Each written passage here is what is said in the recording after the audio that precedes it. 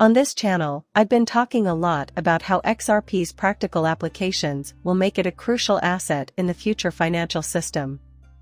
In this video, though, I'd like to take a different tack and explain why XRP, as an asset, will be so attractive to some of the world's largest corporations.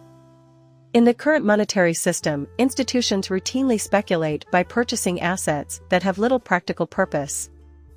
Because I believe this will be a major action performed by institutions in the future, and one that will significantly affect the price of XRP, I don't want to explore how XRP compares to other prominent cryptocurrencies as a speculative vehicle in this video.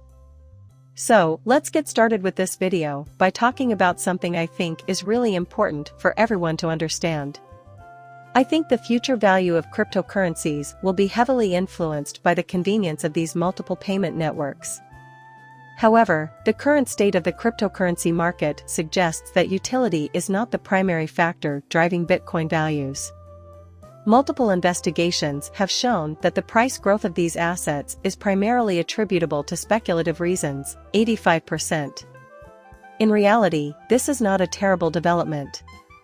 Currently, 85% of the price and volume of fiat currencies, the ones you and I use every day, are driven by speculative activity on the currency market. For this reason, not every speculation is harmful. Worldwide, conjecture is what really moves markets.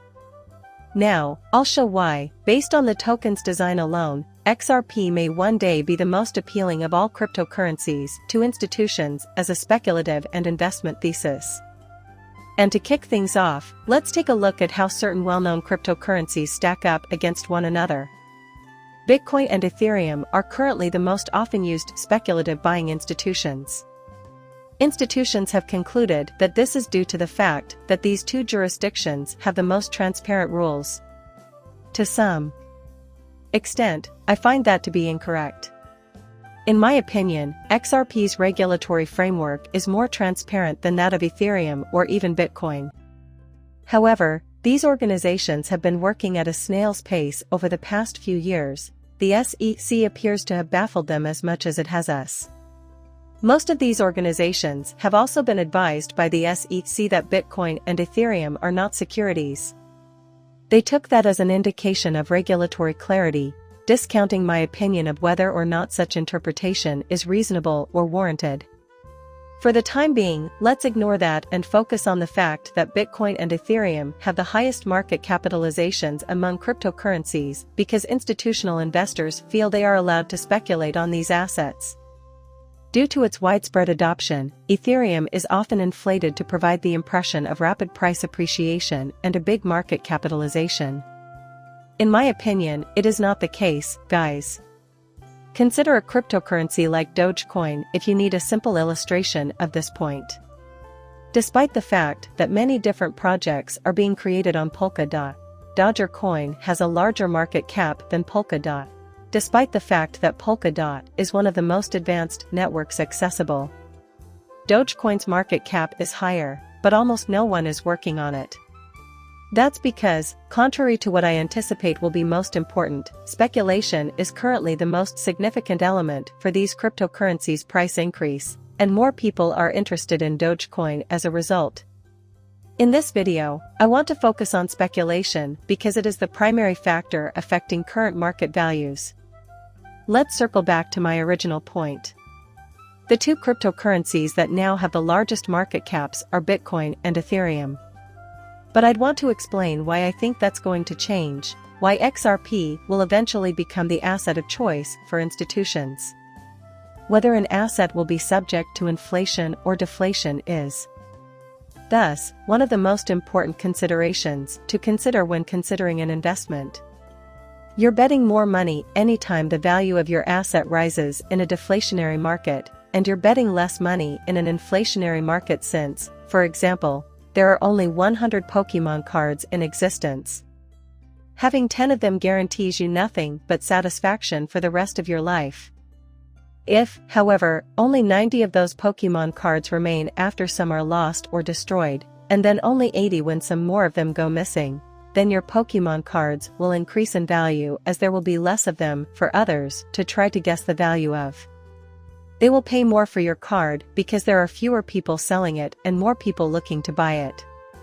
What we see in these cryptocurrency networks is thus a major problem for Ethereum. The problem of Ethereum is crucial. If there is one of the most speculative cryptocurrencies on the market, it could lead to price increases. The amount of Ethereum available is infinite and growing. Additionally, institutions, in the future, will likely not appreciate this. Financial institutions will prioritize investing in scarce commodities. The price of an eDreams account continues to rise. Although in theory Ethereum could experience deflation, the currency is now experiencing inflation. Putting a limit on the total amount of XRP in circulation will not cause inflation. No number of RPS values will ever exceed 100 billion. Now, this is something that people regularly misunderstand, and I want to clarify why many people have sought to depict this in the wrong light. Institutions know that XRP will always be deflationary because of this. They made the case that Bitcoin contributes to price increases. They tried to make the case that the introduction of new Bitcoin and XRP into circulation proves that XRP is inflationary. Inflation, fellas, refers to the entire asset class and has nothing to do with the quantity in circulation. Therefore, more XRP enters the market annually thanks to Ripple's escrow. You might claim that inflation is caused by the production and circulation of Bitcoin, just like how miners release new Bitcoin into circulation. Since there can never be more than 21 million Bitcoins in circulation, this might mean that XRP is an inflationary asset. This is important to grasp because large financial institutions investing in different asset classes will care about these features.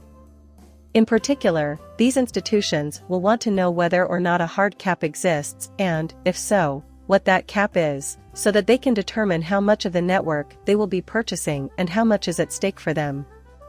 The current environment has led several institutions to identify gold as deflationary or anti-inflationary. But if institutions are selling off trillions of dollars worth of gold year, they'll look elsewhere for assets that might induce deflation, and XRP and Bitcoin fit the criteria. I would argue that XRP is even more deflationary than Bitcoin because of the fees that are burned when users lose their wallets and other things. However, there is a finite amount of each cryptocurrency and other asset, and that number is steadily decreasing. My guess is that a number of government-backed entities will begin eyeing these investments soon. This is one of the key reasons why I believe XRP has some of the most robust tokenomics of any cryptocurrency. It's a piece of cake. There is a strict limit, and we are continuously depleting our natural resources. People who try to undermine XRP by saying it will generate inflation because Ripple is flooding the market with new currency are either misinformed or deliberately misleading. Moreover, under the traditional financial system, the market cap for common stocks is calculated by multiplying the number of shares outstanding by the price per share. This means that a stock or the shareholder may announce that more shares will be issued even if certain shares are not actively circulated by a financial institution. However, official bodies insist that everything really is OK. We will include the expected issuance of those shares in our valuation. In the same way that XRP institutions are aware of its presence and the precise quantity of XRP that will be transacted as ripples grow, the opposite is also true.